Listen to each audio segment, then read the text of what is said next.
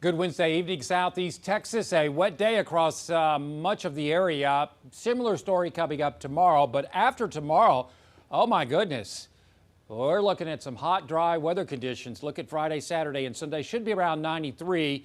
We're going to be a little bit above that coming up through the weekend as hot, high pressure builds on in, but most importantly, no rain expected. The atmosphere caps off and it also dries. In the tropics, we are continuing to watch HENRI, obviously not an issue for us, but now becoming an issue for New England. And you may have friends and relatives up that way. Well, they may have to deal with tropical storm conditions as this heads towards New England as we head towards Monday. Couple that with Fred moving through the same area, and you're looking at a flood risk increasing across New England. Otherwise, we continue to watch Grace. It is strengthening, very warm waters in the Northwest Caribbean as this continues moving west-northwest at 16 miles an hour. There is Cozumel. It looks like it's going to go right over Cozumel, where hurricane warnings are in effect, being steered by hot, high pressure off towards the west. That's the only place it can go, is off to the west. It can't come north because of the high. That high will build over our area Sunday, and that means hot, dry weather conditions are expected.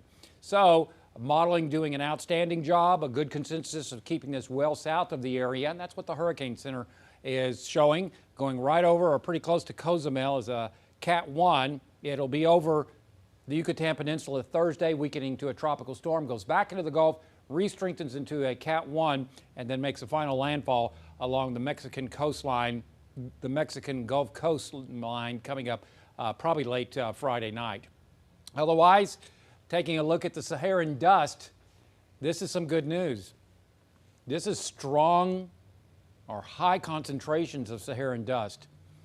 It also means that there's going to be dry air, hard to make thunderstorms just above the surface, and that will continue through Thursday of next week. So this may put a damper on the tropics, much of the tropics, at least the main development zone, maybe the Gulf of Mexico and Caribbean through early or latter part of next week.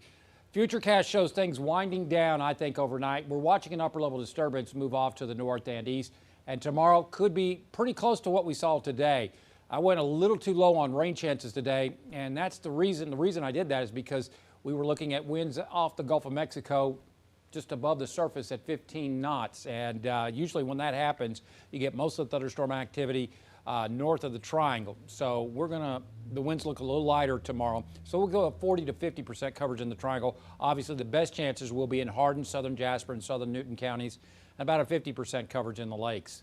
On the Gulf of Mexico, slightly choppy seas around 1 to 3 feet in your coastal marine forecast tomorrow. We see a south wind at 10 to 15 knots, water temperature 88. 30% coverage of evening thunder showers, then decreasing cloudiness. Lows will be in the mid to upper 70s. Tomorrow, a 40 to 50% coverage, except for Hardin, southern Jasper, southern Newton counties. We'll go with 60, maybe 70% coverage there. So keep the umbrellas handy. It looks like it's going to be a wet day. We'll go with a yellow bar day. After that, we're done. I don't see any chance of rainfall coming up Friday, Saturday, and Sunday. In fact, it's hard to do that when you have sunny skies, which I think we're going to do.